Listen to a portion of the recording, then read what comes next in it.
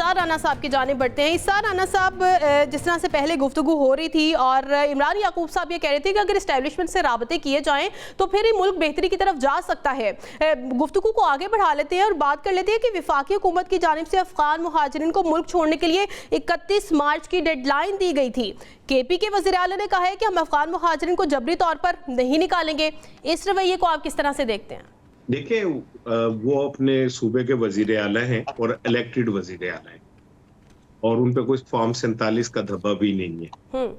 तो उनका हक है वो अपने सूबे के हालात और वाकयात और मामलात को देखकर फैसले करें। तो मैं जाती तौर पे समझता हूँ कि वो बीइंग सीएम उनको ज्यादा बेहतर पता है कि उन्होंने इस मामले को कैसे देखना है। उन्होंने अपने सूबे में लाइन ऑर्डर की सिचुएशन को भी देखना है, फिर ये भी देखना है कि ये निकला जो है ये पुरअमन तरीके से हो जाए। उनकी एक बात में लॉजिक भी है कि हम यहाँ से इन्हें निकाल दें, वहां अफगानिस्तान उन्हें कबूल ना करे तो एक नया पैनिक क्रिएट हो जाएगा सूबे में। सूबा ऑलरेडी दहशतगर्दी को फेस कर रहा है। तो मैं भी यही समझता हूँ कि बिल्कुल हमें उन एहसान फरामोशों को अपने पास नहीं रखना जिन्हें हमने पाला पोसा, जिन्हें हमने इतना कुछ किया और उन्होंने हमेशा हमारे खिलाफ ही काम किया।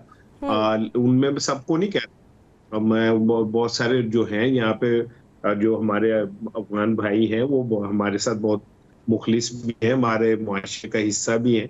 लेकिन देखने में तो यही आया कि पाकिस्तान में जितनी दहशतगर्दी हुई है लोगों ने सपोर्ट किया है और ये लोग उस मुलविस पाए गए हैं। तो इसमें तो जीरो टॉलरेंस होनी चाहिए और केपीके के वजीर आला को भी इस बात को समझना चाहिए कि हमें इस बार वो सियासी झगड़ों के बजाय वो एक नेशनल इंटरेस्ट को सामने रखना चाहिए। लेकिन विफाक को भी ये चाहिए कि वो को एतमाद में लेके उनके साथ बैठ के इस मामले को सॉल्व करे। इसी मामले में तो हम ये साबित कर दें कि हम बतौर कौम किसी एक डिसीजन के ऊपर सब इकट्ठे हो सकते। ये क्यों हमें लगता है कि बार हम 1.5 ईंट की मस्जिद लेके बैठे होते हैं। सिंध पानी के ऊपर तो लड़ रहा है कि मैं पंजाब को नहीं दूंगा। केपी कह रहा है कि हमें पाक जो है वो सौतेली माँ का सलूक कर रहा है।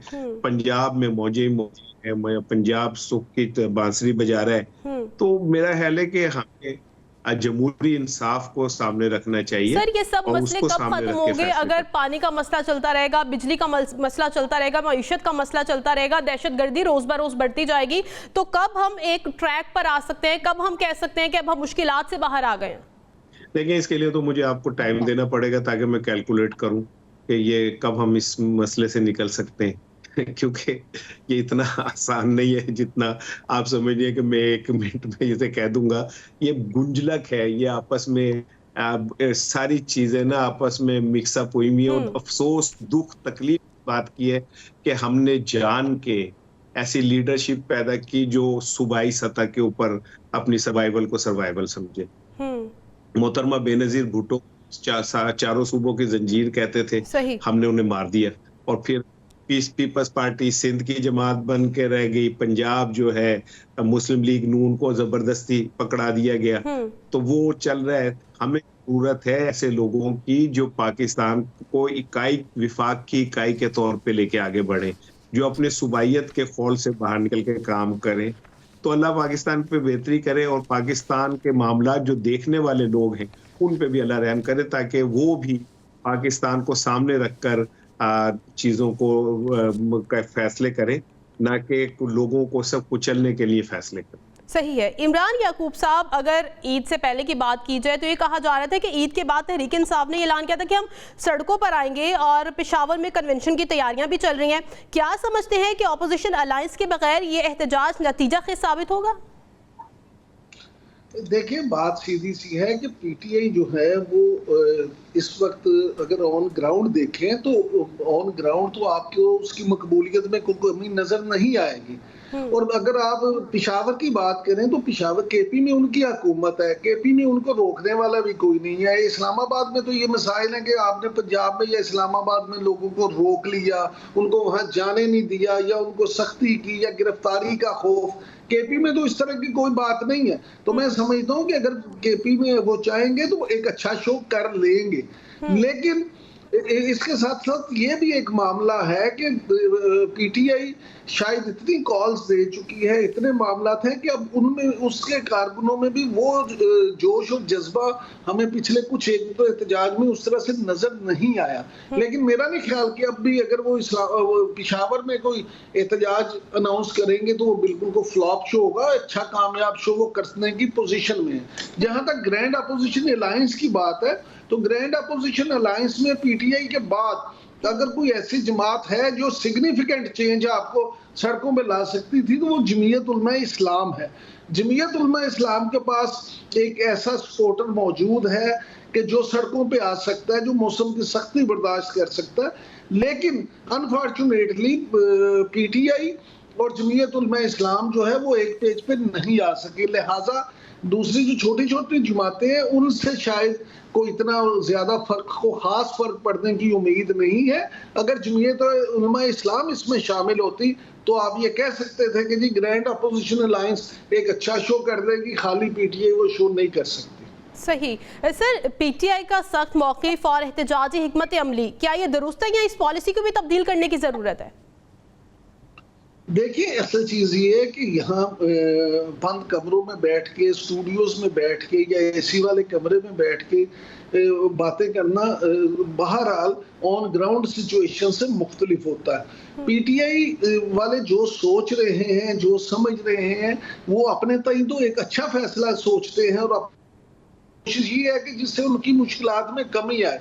लेकिन मैं फिर आपका जो सबसे पहला सवाल था, आपको उसकी तरफ लेके जाऊंगा कि उनके लिए सबसे बड़ी प्रॉब्लम ये है कि उनका लीडर अंदर है और बाकी जो लीडरशिप है उसकी ऑन ग्राउंड पार्टी में वो कोई हैसियत नहीं है।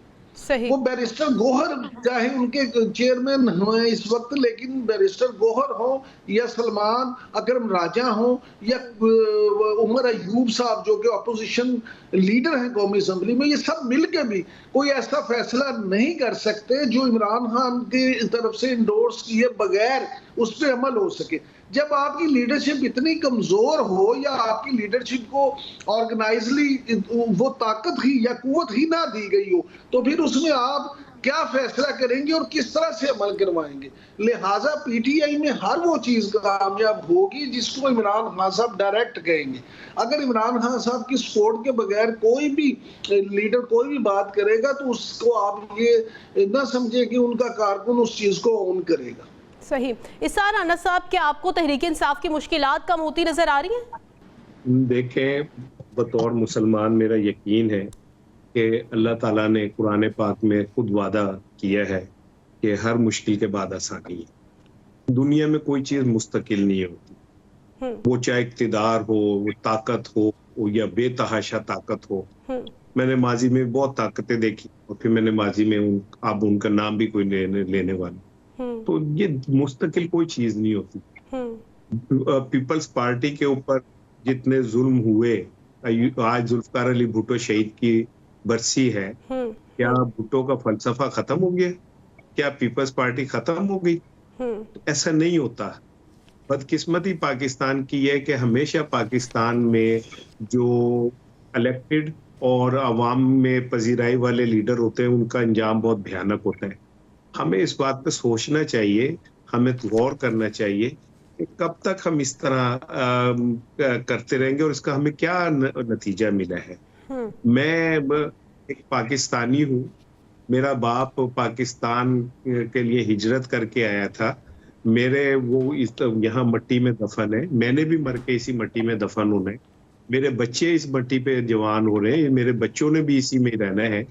मेरी कमिटमेंट पे कोई उंगली उठा नहीं सकता।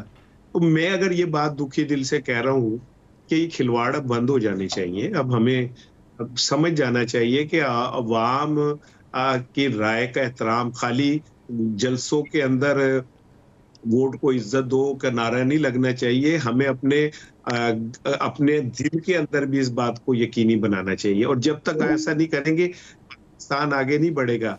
हम बहुत तरक्की माकूस का शिकार हैं। बेहतर ये होगा कि हम कल जमातों को काम करने दें, पॉलिटिकल लीडरशिप काम करने दें। कभी भुट्टो को फांसी लग जाती है, कभी बीबी मर जाती है, कभी नवाज शरीफ को हथकड़ियां लग जाती हैं, कभी यूसुफ रजा गिलानी अदालत से फारिग हो जाता है, कभी इमरान खान जेल चला जाता है। हमें थोड़ा सा अपने आप पे नजर मारनी चाहिए। दुनिया बहुत आगे चली